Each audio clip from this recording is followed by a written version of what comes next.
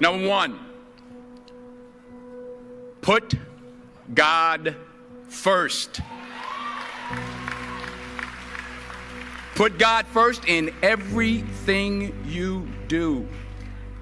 Everything that you think you see in me, everything that I've accomplished, everything that you think I have, and I have a few things, everything that I have is by the grace of God. Understand that. It's a gift. 40 years ago, March 27th, 1975, it was 40 years ago, just this past March, I was flunking out of college. I had a 1.7 grade point average. I hope none of you can relate. I had a 1.7 grade point average. I was sitting in my mother's beauty shop. They still call it beauty shops now? What they call it now? Yeah, I was sitting in the beauty parlor. I was sitting in my mother's beauty parlor, and I'm looking in the mirror, and I see behind me this woman under the dryer. And every time she looked up, every time I looked up, she was looking at me, just looking me in the eye. And I didn't know who she was, and I said, she said, somebody give me a pen, give me a pencil. I have a prophecy. March 27, 1975. She said, boy, you are going to travel the world and speak to millions of people. Now, mind you, I was flunked out of college.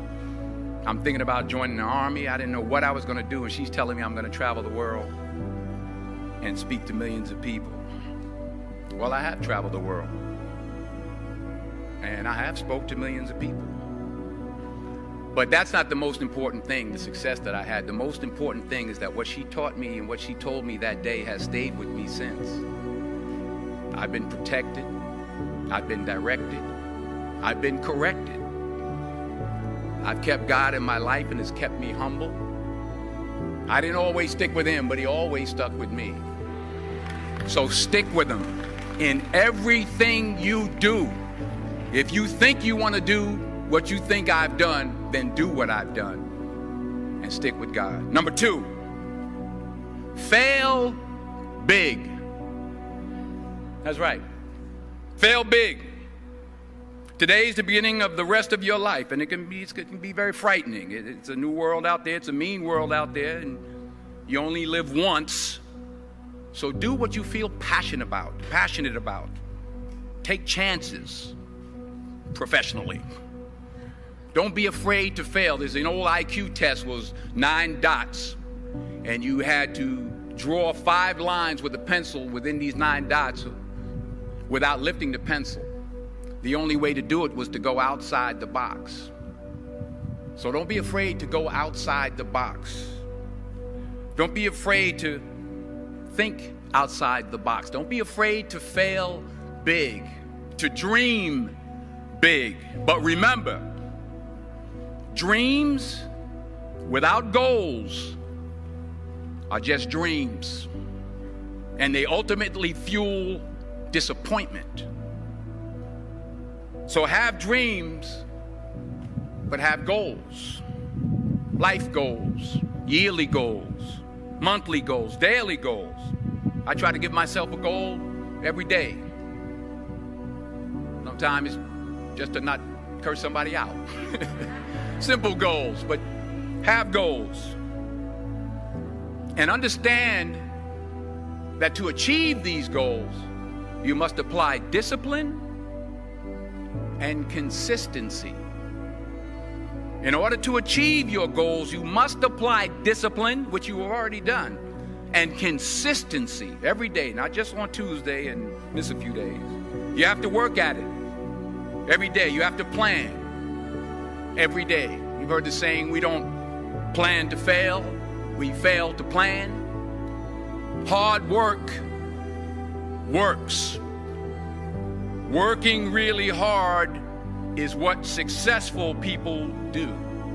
And in this text, tweet, twerk world that you've grown up in, remember, just because you're doing a lot more doesn't mean you're getting a lot more done. Remember that. Just because you're doing a lot more doesn't mean you're getting a lot more done. Don't confuse movement with progress. My mother told me, she said, yeah, because you can run in place all the time and never get anywhere. So continue to strive, continue to have goals, continue to progress. Number 3, you'll never see a U-Haul behind a hearse. I'll say it again. You'll never see a U-Haul behind a hearse. I don't care how much money you make, you can't take it with you. The Egyptians tried it. They got robbed. That's all they got. You can't take it with you. And it's not how much you have. It's what you do with what you have. We all have different talents. Some of you will be doctors, some lawyers, some scientists, some educators, some nurses, some teachers. Yeah, okay. Some preachers. The most selfish thing you can do in this world is help someone else. Why is it selfish? Because the gratification, the goodness that comes to you, the good feeling that I get from helping others, nothing's better than that. Well, one or two things, but nothing's better than that. Not jewelry, not big house I have, not the cars, but it's the joy. That's where the joy is, in helping others. That's where the success is, in helping others. Finally, I pray that you put your slippers way under the bed tonight, so that when you wake up in the morning, you have to get on your knees to reach them. And while you're down there, say thank you for grace. Thank you for mercy. Thank you for understanding. Thank you for wisdom. Thank you for parents. Thank you for love. Thank you for kindness. Thank you for humility. Thank you for peace. Thank you for prosperity. Say thank you in advance for what's already yours. It's how I live my life. That's why I am, one of the reasons why I am today. Say thank you in advance for what is already yours. True desire in the heart for anything good is God's proof to you, sent beforehand to indicate that it's yours already. I'll say it again. True desire in the heart, that itch that you have, whatever it is you want to do, that thing that you want to do to help others and to grow and to make money, that desire, that itch, that's God's proof to you, sent beforehand already to indicate that it's yours. And anything you want good, you can have. So claim it. Work hard to get it. When you get it, reach back. Pull someone else up. Each one, teach one. Don't just aspire to make a living. Aspire to make a difference. Every failed experiment is one step closer to success. You've got to take risks, and I'm sure you've probably heard that before, but I want to talk to you about why that's so important. I got 3 reasons, and you can pick up your iPhones. First, you will fail at some point in your life. Accept it. You will lose. You will embarrass yourself. You will suck at something. There's no doubt about it. And I know that's probably not a traditional message for a graduation ceremony, but hey, I'm telling you, embrace it, because it's inevitable. And I should know. In the acting business, you fail all the time. Early on in my career, I auditioned for a part in a Broadway musical.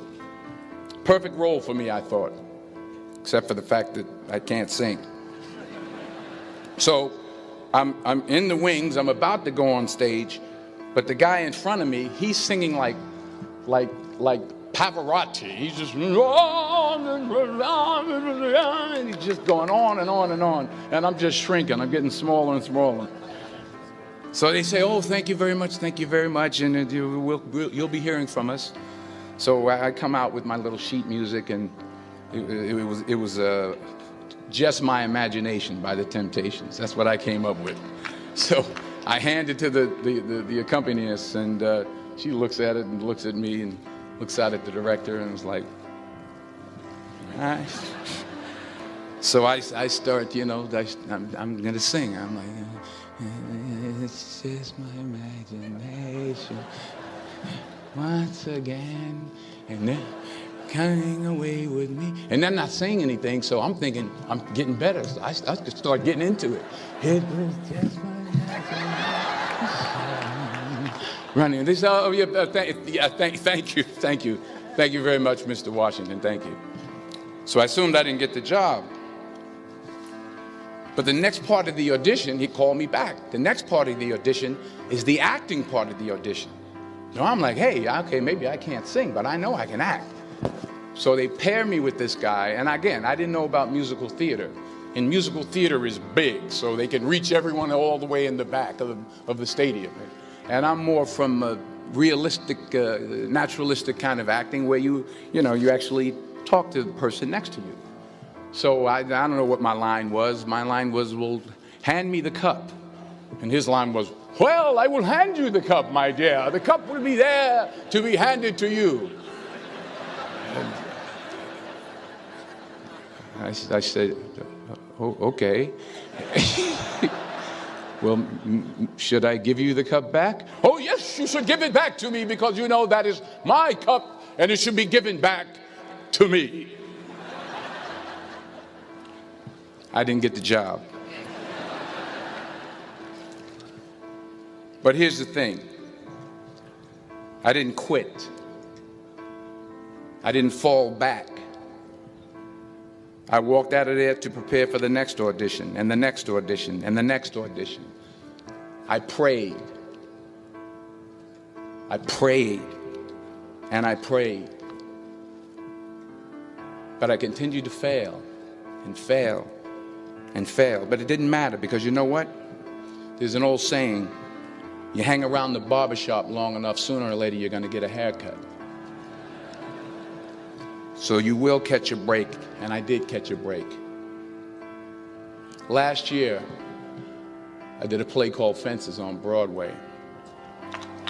Someone talked about it. Won the Tony Award. And I didn't have to sing, by the way. But here's the kicker. It was at the Court Theater. It was at the same theater that I failed that first audition 30 years prior. The point is, and I'll pick up the pace, the point is every graduate here today has the training and the talent to succeed. But do you have the guts to fail? Here's my second point about failure. If you don't fail, you're not even trying. I'll say it again. If you don't fail, you're not even trying. My wife told me this great expression. To get something you never had, you have to do something you never did. Les Brown's a motivational speaker. He made an analogy about this. He says, imagine you're on your deathbed, and standing around your deathbed are the ghosts representing your unfulfilled potential. The ghost of the ideas you never acted on. The ghost of the talents you didn't use. And they're standing around your bed, angry, disappointed, and upset. They say, we came to you because you could have brought us to life, they say. And now we have to go to the grave together. So I ask you today, how many ghosts are going to be around your bed when your time comes? You've invested a lot in your education, and people have invested in you. And let me tell you, the world needs your talents, man, does it ever. I just got back from Africa like 2 days ago, so if I'm rambling on, it's because I'm jet lagged. I just got back from South Africa. It's a beautiful country, but there are places there with terrible poverty that need help. And Africa is just the tip of the iceberg. The Middle East needs your help. Japan needs your help. Alabama needs your help. Tennessee needs your help. Louisiana needs your help. Philadelphia needs your help. The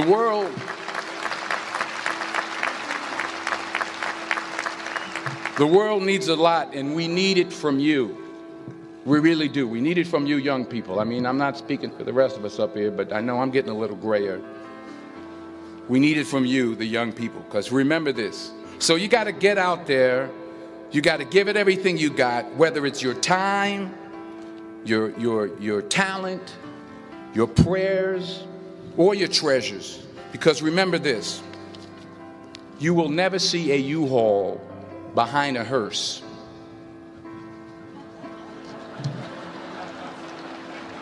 I'll say it again.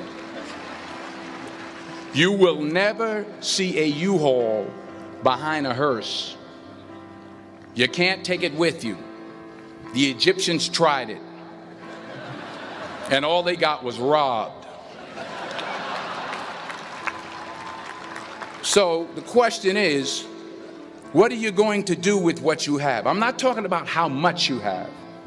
Some of you are business majors. Some of you are theologians, nurses, sociologists. Some of you have money. Some of you have patience. Some of you have kindness. Some of you have love. Some of you have the gift of long suffering. Whatever it is, whatever your gift is, what are you going to do with what you have? All right, now here's my last point about failure.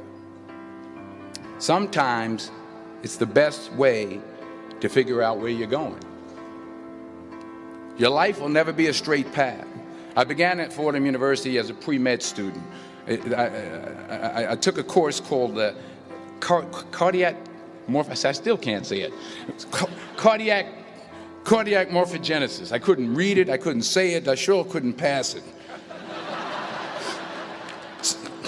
So then I decided to go into pre-law, then journalism.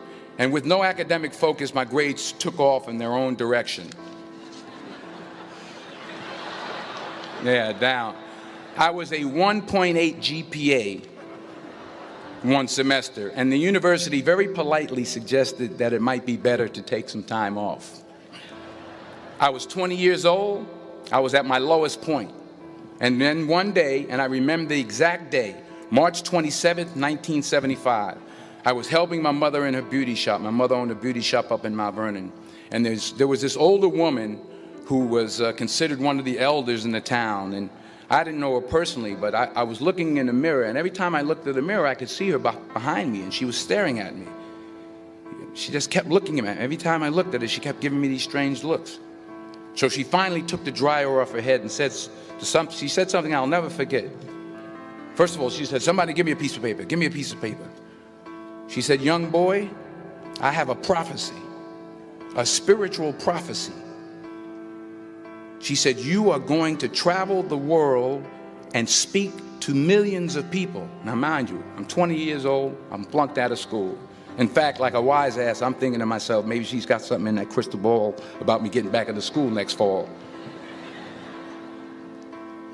But maybe she was onto something, because later that summer, while working as a counselor at the YMCA camp in Connecticut, we put on a talent show for the campers. And after the show, another counselor came up to me and asked, "Have you ever thought about acting? You're good at that."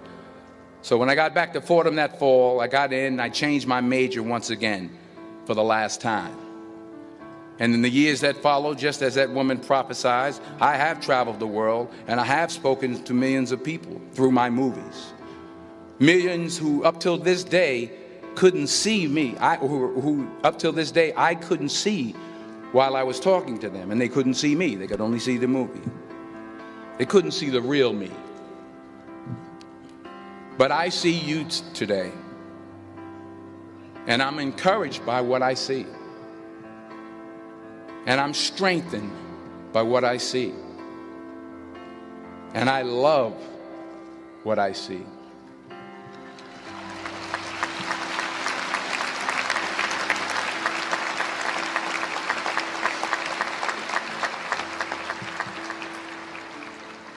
One more page, and I'll shut up. Let me conclude with this one final point, and actually the president kind of brought it up. It has to do with the movie Philadelphia. She stole my material. Many years ago, I did this movie called Philadelphia. We filmed some of the scenes right here on campus. Philadelphia came out in 1993. Most of you were probably still in diapers. Some of the professors, too. But that cracked me up. But it was a good movie. Rent it on Netflix. It's a good movie. Rent it. I get 23 cents every time you rent it, please. Rent it. True. Parents up there, rent it. Netflix, please. Tell your friends too. It's about a man played by Tom Hanks who's fired from his law firm because he has AIDS. He wants to sue the firm, but no one's willing to represent him until a homophobic ambulance chaser lawyer, played by yours truly, takes on the case. In a way, if you watch the movie, you'll see everything I'm talking about today. You'll see what I mean about taking risk or being willing to fail. Because taking risk is not just about going for a job. It's also about knowing what you know and what you don't know. It's about being open to people and to ideas. In the course of the film, the character I play begins to take small steps, small risks. He very, very, very slowly begins to overcome his fears. And I feel ultimately his heart becomes flooded with love.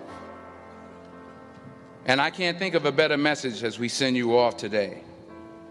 To not only take risks, but to be open to life, to accept new views, and to be open to new opinions, to be willing to speak at a commencement at one of the best universities in the country, even though you're scared stiff. While it may be frightening, it will also be rewarding. Because the chances you take, the people you meet, the people you love, the faith that you have, that's what's going to define you. So members of the class of 2011, this is your mission. When you leave the friendly confines of Philly, never be discouraged, never hold back, give everything you got. And when you fall throughout life, and remember this, fall forward.